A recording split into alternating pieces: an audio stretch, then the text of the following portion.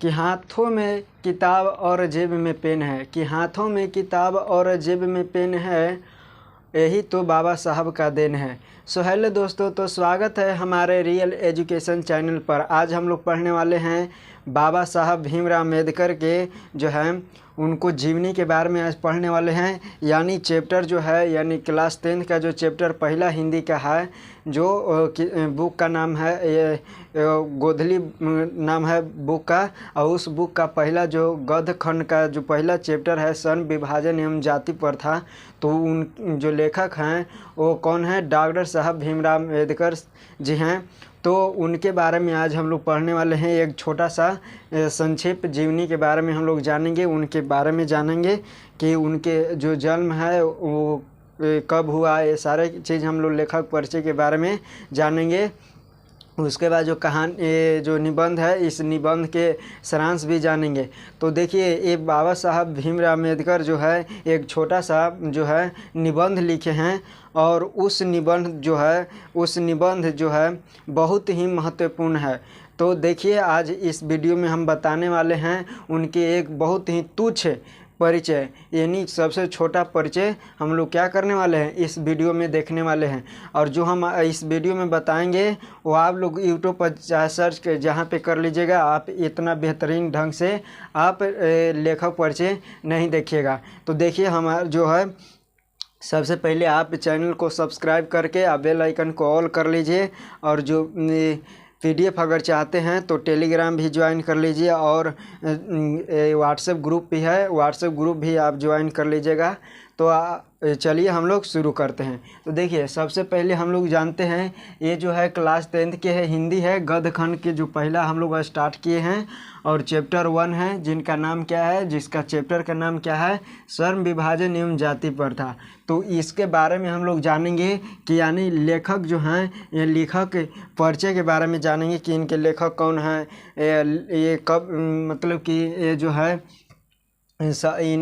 इनका जन्म कब हुआ, इनके माता पिता के नाम क्या है, पत्नी के नाम क्या है, ये सारे चीज़ हम लोग इस वीडियो में देखने वाले हैं। तो चलिए हम लोग शुरू करते हैं। अगर क्लास अच्छा लगा तो लाइक भी कर दीजिएगा। तो देखिए, सबसे पहले हम लोग जानते हैं जो श्रम विभाजन एवं जाति प्रथा, जो ये चैप्टर के नाम है, ये एक प्रकार के निबंध है। क्या है? निबंध है। तो आपसे पूछेगा कि श्रम विभाजन एवं जाति प्रथा का विधा क्या है। विधा मतलब कि उसका जो वो क्या चीज़ है, वो क्या चीज़ है, यानी ये कहानी है या निबंध है या फिर कविता है, ये सारे चीज़ ऑप्शन में देले रहेगा।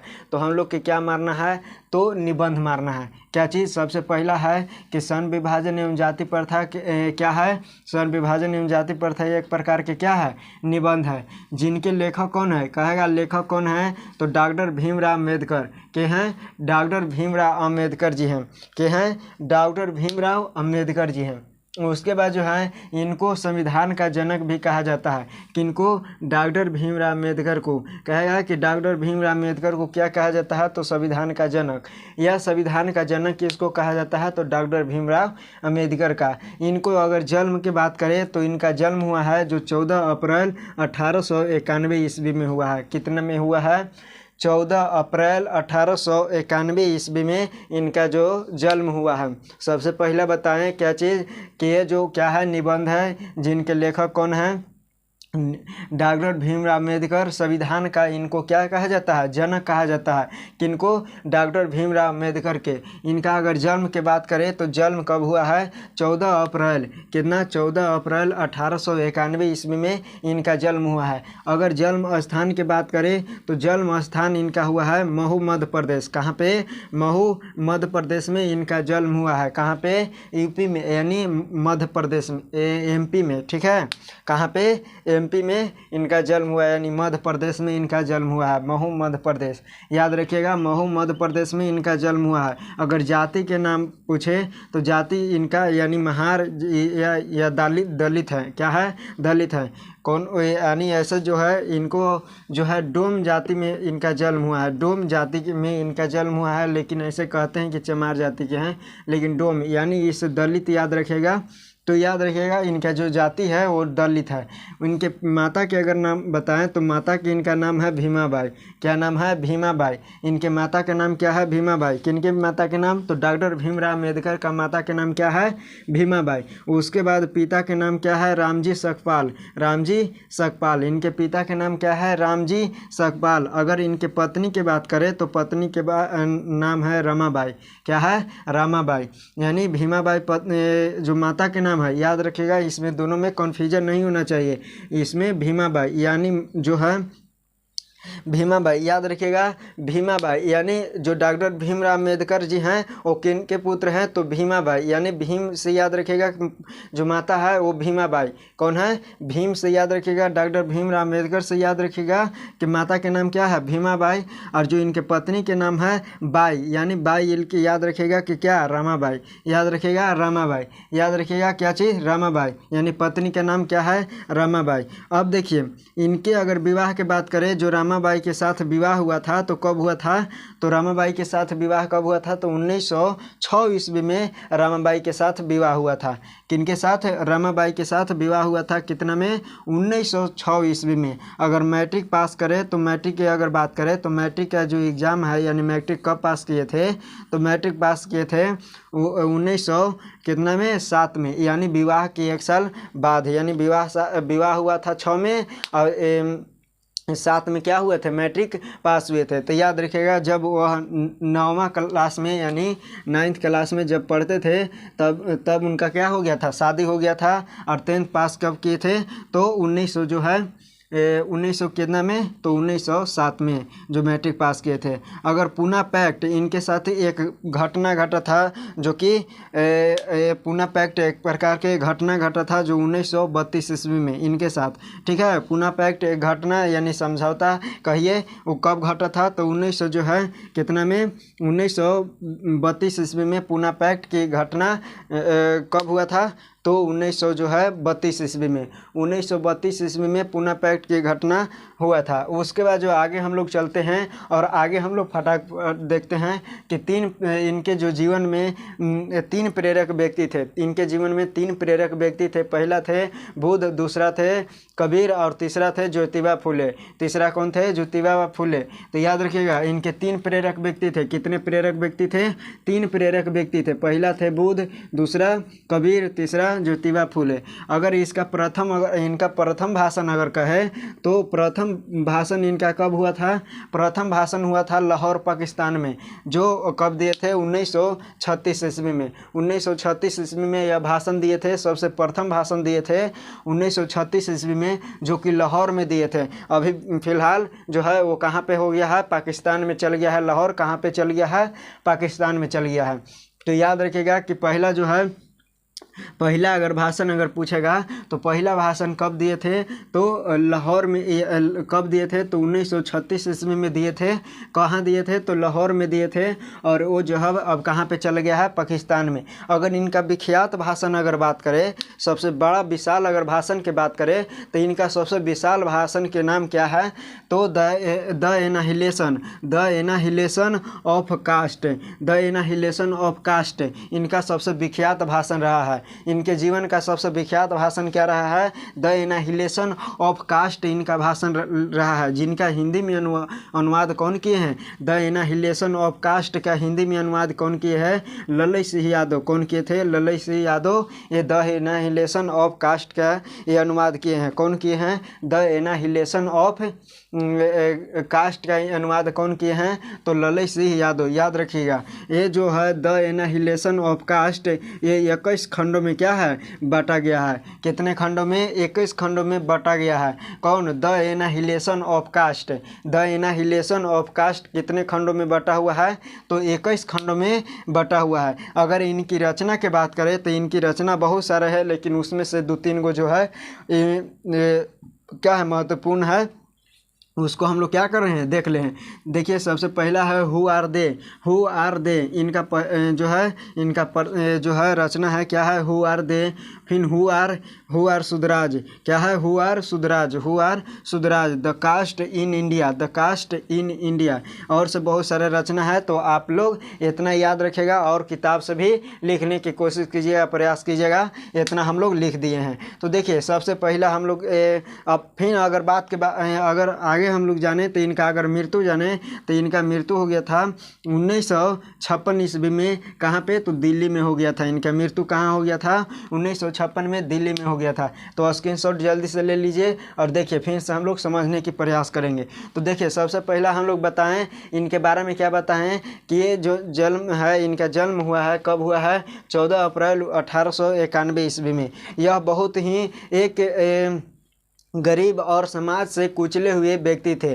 कौन, जो कि आज हम लोग के यहाँ पे जीने के अधिकार अगर कहे तो जीने के, बोलने के, सभी जगह बोलने का अधिकार, अगर हम लोग चलने के, किसी से बात करने या बैठने के अधिकार अगर कोई दिए हैं तो ये डॉक्टर भीमराव अम्बेडकर साहब ही दिए हैं। तो देखिए अगर इनके बारे में अगर हम लोग कितनों भी अगर इनको बड़ाई करें तो तुच्छ ही रहेगा, यानी छोटा ही रहेगा। कितनों हम लोग इनके बारे में बड़ा अगर बड़ाई भी करें तो फिर भी वह उनके आगे क्या रहेगा, तुच्छ रहेगा, छोटा रहेगा। क्योंकि पूरा इंडिया इनके ही ना, ये बल्कि ये अपने जाति के नहीं बल्कि पूरे जाति के ही, ये मानव जाति के ही पूरे अधिकार देने का ये क्या किए हैं, योगदान निभाए हैं। क्या किए हैं, योगदान निभाए हैं। कौन, डॉक्टर भीमराव अम्बेडकर।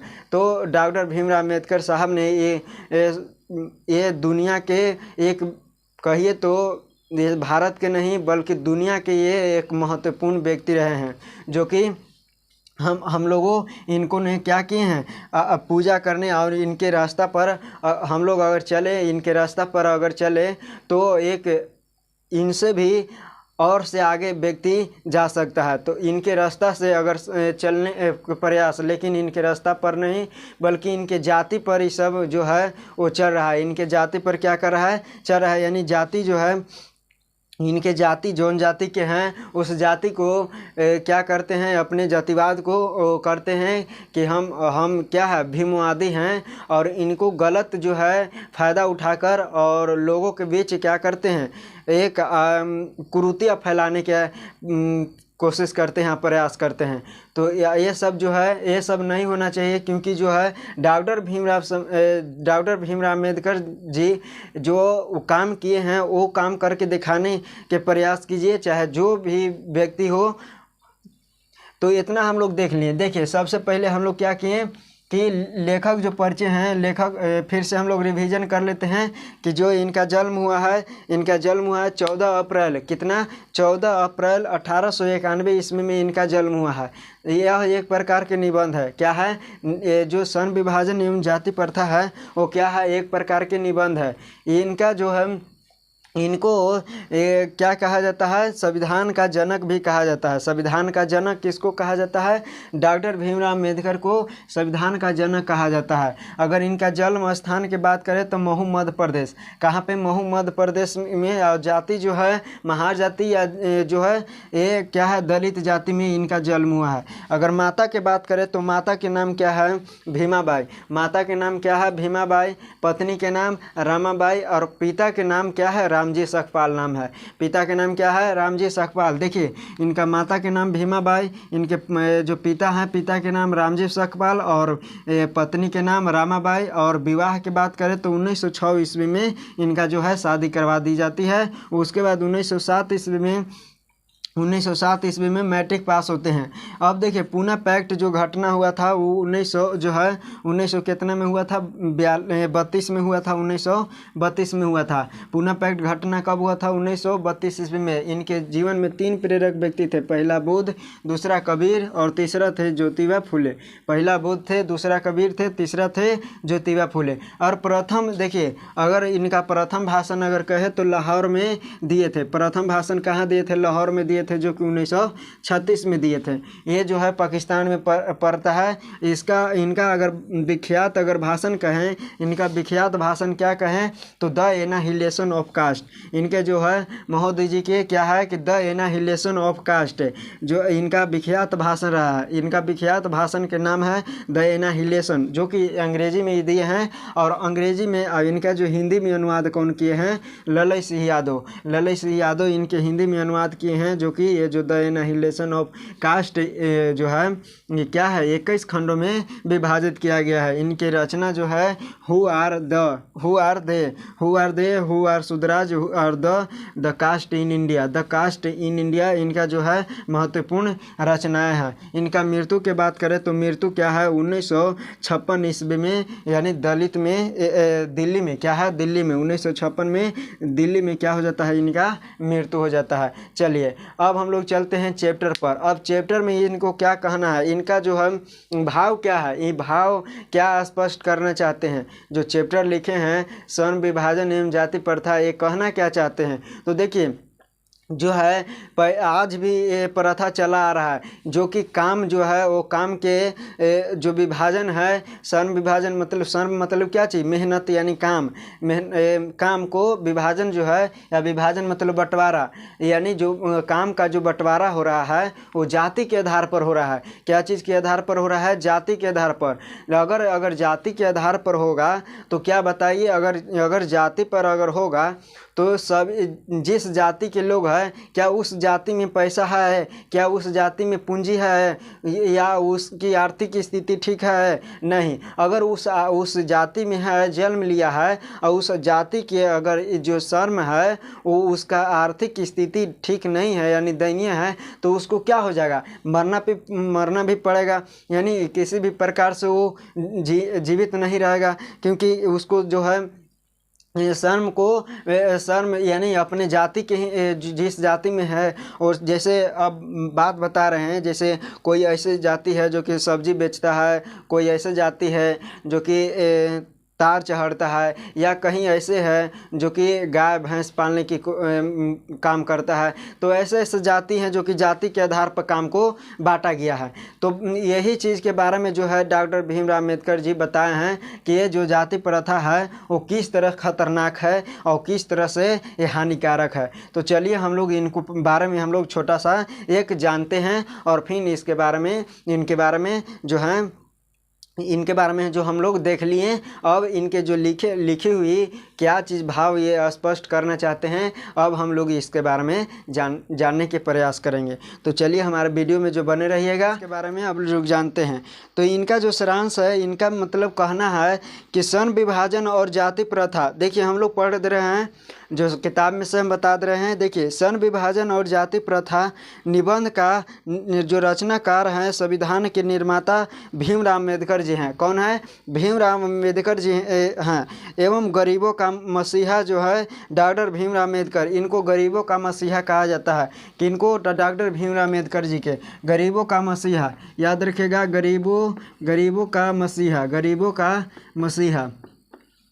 मसीहा, गरीबों का मसीहा। देखिए गरीबों का जो मसीहा है वो गरीबों का मसीहा किनको कहा जाता है, तो डॉक्टर भीमराव अम्बेडकर को कहा जाता है। गरीबों का मसीहा किनको कहा जाता है, डॉक्टर भीमराव अम्बेडकर जी को कहा जाता है। इन्होंने इस निबंध के माध्यम से इस निबंध के माध्यम से समाज जो है, समाज में जो क्या है फैली हुई बुराइयां को मिटाने का कार्य किए हैं। इस माध्यम से, इस निबंध के माध्यम से जो है वो समाज में अनेक प्रकार के निबंध जो लोग अनेक प्रकार के जो बुराइयां फैला हुआ है जाति के लेके, वो और उसी को क्या करे हैं, मिटाने के प्रयास किए हैं। इस निबंध में क्या किए हैं, मिटाने का प्रयास किए हैं, समाज में मिटाने का प्रयास किए हैं। इसमें लेखक जिस विडंबना की बात करते हैं जातिवाद का पोषक, इनमें जो विडंबना की बात करते हैं यानी जिस पर बात करते हैं वो जातिवाद का पोषक, मतलब कि जाति पर जो भी काम कर रहे हैं वो क्या कर रहे हैं, जाति पर, क्या पर, जाति पर कर रहे हैं। आज के वर्तमान समय में जो शिक्षित लोग भी क्या करते हैं, जात पात छुआछूत और भेदभाव की बात करते हैं। देखिए आज जो है, आज बहुत सारे लोग भी क्या हो गए हैं, शिक्षित हो गए हैं, बड़ा लोग हो गए हैं, लेकिन वो भी आज भी जात पात छुआछूत के भेदभाव को रखते हैं। क्या करते हैं? छुआछूत के भेदभाव को क्या करते हैं? मानते हैं। क्या करते हैं? बात करते हैं। कुछ लोग तो जाति प्रथा को सन विभाजन का दूसरा रूप भी मानते हैं। जो कुछ लोग हैं जो क्या करते हैं? जाति प्रथा के सन विभाजन का दूसरा रूप मानते हैं। जो जाति प्रथा है वो जाति प्रथा क्या है? जाति प्रथा जो है वो क्या कहते हैं कि सन विभाजन है। जो सन का विभाजन है वो दूसरा रूप है। क्या है? दूसरा रूप है। दूसरा रूप है। किसका रूप है? दूसरा रूप है। तीसरा रूप दूसरा रूप है तो जाति प्रथा का दूसरा रूप कौन है? सन विभाजन, जो कि क्या है? बिल्कुल गलत है। यानी सन का विभाजन होना चाहिए जाति प्रथा के आधार पर, यानी जाति के आधार पर सन का विभाजन नहीं होना चाहिए। अगर जाति के आधार पर सन का विभाजन होता है तो बिल्कुल क्या है? गलत है। क्यों गलत है? क्योंकि अगर मान के चलिए कि किसी जाति के है उसका आर्थिक स्थिति बिल्कुल दयनीय है और वह दिन भर, यानी आर्थिक स्थिति बहुत ही दयनीय है और वह दिन भर काम करता है, 12 घंटा काम करता है, मिलता कितना है? 100 रुपया मिलता है। तो क्या इसका जो है परिवार चलेगा? लेकिन अगर सन विभाजन जो है जाति प्रथा के आधार पर नहीं होगा, यानी सन का विभाजन उसके कुशलता यानी कार्य के आधार पर, यानी वो किस में कार्य करने में सक्षम है उसके आधार पर अगर होता है तो क्या उसके दयनीय स्थिति दूर हो सकता है कि नहीं? एकदम हो सकता है। यानी आर्थिक स्थिति उसका मजबूत हो सकता है। जैसे मान के चलिए कि एक है जो है व्यक्ति है जो कि गरीब है। क्या है? गरीब है। क्या है? गरीब है। और वो दिन के क्या कमाता है? तो 100 रुपया कमाता है। दिन के 100 रुपया कमाता है और 100 रुपया क्या करता है? खर्च हो जाता है। क्या हो जाता है? खर्च हो जाता है। क्या उसका स्थिति ठीक है? नहीं। क्यों नहीं ठीक है? क्योंकि वह जो है अपने जाति में ही रह रहा है। वो गरीब जो है अपने जाति में बंधा हुआ है, उसी जाति के कार्य कर रहा है। लेकिन अगर हम लोग क्या करेंगे? अगर सन के विभाजन कर देंगे, क्या कर देंगे? सन के विभाजन कर देंगे, सन को अलग अलग कर देते हैं। मान के चलिए कि उसके कार्य करने की क्षमता है लेकिन फिर भी नहीं कर रहा है। क्यों? क्योंकि जाति जो है वो बांधे हुए है। क्या किया है? जाति बंधा हुआ है। लेकिन अगर हम लोग क्या कर देंगे? उसको सन के विभाजन इस तरह से कर देंगे कि नहीं, इसमें कुशलता है किसी अन्य कार्य करने के लिए, उद्योग जैसे उद्योग धंधा या बिजनेस, इसमें ऐसा कुशलता है तो वो काम कर सकता है। तो क्या उसको आर्थिक स्थिति ठीक हो सकता है कि नहीं? दिन में 500 रुपया कमाएगा, मान के चलिए कि जो है 120 रुपया उड़ा भी दिया तो फिर भी उसमें उसको क्या होगा? बचेगा। कितना बचेगा? एक जो है 380 रुपया क्या होगा? बचेगा। वो उससे जो है आर्थिक स्थिति क्या हो सकता है? ठीक हो सकता है। तो आप लोग समझ गए होंगे जो कि डॉक्टर भीमराव अम्बेडकर साहब क्या कहना चाहते हैं कि जो जाति प्रथा है वो जाति प्रथा यानी सन का विभाजन है वो जाति प्रथा के आधार पर नहीं होना चाहिए। यानी जाति के आधार पर जो है वो सन का विभाजन काम कार्य के आधार पर, जो काम कार्य है वो जाति के आधार पर नहीं होना चाहिए, बल्कि उसको जो सन का विभाजन होना चाहिए उसके कार्य कुशलता के आधार पर होना चाहिए। ये डॉक्टर भीमराव अम्बेडकर साहब कहना चाहते हैं। तो देखिए क्या है कि जो सर कुछ लोग जाति प्रथा को सन विभाजन की क्या कहते हैं? दूसरा रूप मानते हैं। बिल्कुल गलत है। जो कि क्या है? बिल्कुल गलत है। अगर जाति प्रथा सन विभाजन के सन विभाजन है तो यानी कहते हैं कि अगर जाति प्रथा सन विभाजन है तो बताइए, अगर जाति प्रथा सन विभाजन है तो लोग ऊंच नीच अमीर गरीब के जो बात क्यों करते हैं? अगर बात करें कि जो जाति प्रथा है, जाति प्रथा जो है वो सन विभाजन का दूसरा रूप है तो फिर ऊंच नीच का भेदभाव क्यों करते हैं? जात पात का भेदभाव क्यों करते हैं? फिर तो नहीं करना चाहिए। क्या सन विभाजन के फिर नहीं करना चाहिए? अगर उसके जो है वो जात पात यानी जो सन जाति प्रथा दूसरा रूप है सन विभाजन के, तो बताइए जो सन विभाजन है जाति प्रथा के दूसरा रूप है तो बताइए कि उसके साथ तो अमीरी गरीबी के भेदभाव नहीं होना चाहिए। तब ना हम जानेंगे क्या है कि दूसरा रूप है। तो देखिए आगे फिर क्या कहते हैं कि मानव का जिस जाति में जन्म होता है वह अपने माता पिता के पेशों के अनुसार क्या हो जाता है? कार्य करता है, चाहे उसमें उसे रुचि हो या ना हो, वह हमेशा के लिए उसी पेशे में से बन जाता है। कहते हैं डॉक्टर भीमराव अम्बेडकर साहब कहते हैं कि मानव के जिस जाति में जन्म होता है उसी जाति में हमेशा के लिए बन जाता है। क्या हो जाता है? बन जाता है। मानव के जिस जाति में जन्म होता है वह हमेशा के लिए बन जाता है, अपने माता पिता के साथ कार्य करता है, चाहे उसमें वो रुचि हो चाहे ना हो। उसको कार्य करना है, उस जाति के है तो उस कार्य करना है तो करना है, चाहे उसमें रुचि हो या ना हो। यही डॉक्टर भीमराव अम्बेडकर कहते हैं कि ये जो समाज में है तो ये गलत अवधारणा है, ऐसा नहीं होना चाहिए, बल्कि कार्य को जो बंटवारा होना चाहिए, जिसमें कार्य करे यानी जिसमें उसको अच्छा लगे उसी में करना चाहिए। चलिए आगे देखिए, कहते हैं कि जाति प्रथा एक सामाजिक बुराई है। जाति प्रथा क्या है? एक सामाजिक बुराई है। इसमें व्यक्ति का मन पसंद कार्य करना चाहता है लेकिन नहीं कर पाता है। वस्तुतः साबित होता है कि जाति प्रथा सर्ण विभाजन का रूप नहीं है। देखिए जो इसमें है यह एक प्रकार के क्या है, जाति प्रथा सामाजिक बुराई है। ये समाज में क्या फैलाता है? बुराइयां फैलाता है। क्या करता है? सामाजिक बुराइयां फैलाता है। इसमें जो लोग हैं, ये जाति प्रथा के क्या है कि इसमें जितने भी समाज में लोग रहते हैं तो उनका जो है अलग अलग काम करने के मन पसंद करता है, यानी जो अलग अलग काम करना चाहते हैं लेकिन नहीं कर पाते हैं। क्यों नहीं कर पाते हैं? क्योंकि वह जाति में बंधे हुए हैं। क्या किए हैं? जाति में बंधे हुए हैं। वस्तुतः आखिरी में क्या साबित होता है कि जो जाति प्रथा है वो सर्ण विभाजन की वस्तुतः क्या साबित होता है कि जाति प्रथा जो है वो सर्ण विभाजन का रूप नहीं लेता है, यानी रूप नहीं है, दूसरा रूप नहीं है। उसके बाद लास्ट में कहते हैं कि जाति प्रथा जन्म पर आधारित है। क्या है? जन्म पर आधारित है, जबकि जाति प्रथा जन्म पर आधारित है। किस पर? जाति प्रथा जन्म पर आधारित है। देखिए जो जाति प्रथा कब से शुरू हो जाता है? तो जैसे जन्म ले लेता है किसी लड़का, क्या हो जाता है? जन्म ले लेता है, उसको साथ जाति प्रथा से बंधा जाता है। उसके बाद जो कहते हैं कि जबकि जो सर्ण विभाजन है रुचि पर आधारित है। जो सर्ण का विभाजन होना चाहिए यानी काम का मेहनत, जो काम का बंटवारा होना चाहिए वो रुचि पर, उसको रुचि लगेगा तभी काम करेगा, नहीं रुचि लगेगा तो नहीं कर सकता है। जबकि सर्ण का विभाजन होना चाहिए किस पर? रुचि पर, जबकि यह होता है ये जन्म पर आधारित होता है। और ये किस पर होता है? रुचि पर। बताइए दोनों क्या हो सकता है? एक हो सकता है? नहीं हो सकता है। क्यों नहीं हो सकता है? क्योंकि ये जन्म से शुरू होता है। ये इसका अगर रुचि रहेगा तभी ये काम करेगा। अगर मान के चलिए कि हमको मोबाइल वाला कंपनी में काम करना है, कंप्यूटर वाला कंपनी में काम करना है, या कोयला वाला कंपनी में काम करना है, या कोयला वाला उद्योग में, या सूती वाला उद्योग में काम करना है, तो हम तभी करेंगे हम जब हमारा रुचि रहेगा तब। तो सर्ण विभाजन ये कहता है। लेकिन जाति प्रथा यानी जाति क्या कहता है कि नहीं, हम जौन जाति में हम जन्म लिए हैं, जौन जाति में जन्म लिए हैं उसी जाति के काम करेंगे। तो ये गलत है। क्या है? ये गलत है।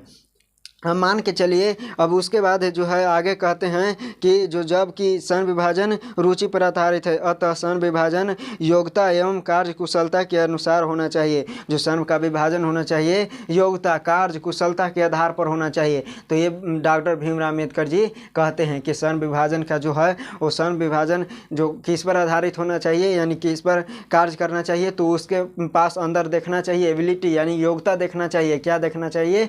योग्यता देखना चाहिए। अगर उसमें व्यक्ति में योग्यता है तभी उसको कार्य को करवाइए, उसमें योग्यता देखना चाहिए। कुशलता देखने के लिए यानी जो है उसमें कुशल है कि नहीं है ये देखना चाहिए, उसके अनुसार ही जो है उसको काम को देना चाहिए। अब दूल्हा पतला को लोहा वाला फैक्ट्री में काम कराने के लिए भेजिएगा, क्या वो कर पाएगा? सक्षम है? वो कुशल है? नहीं। उसमें योग्यता है? नहीं। क्यों नहीं है? क्योंकि उससे शारीरिक रूप से क्या है? कमजोर है। या क्या है? शारीरिक रूप से कमजोर है।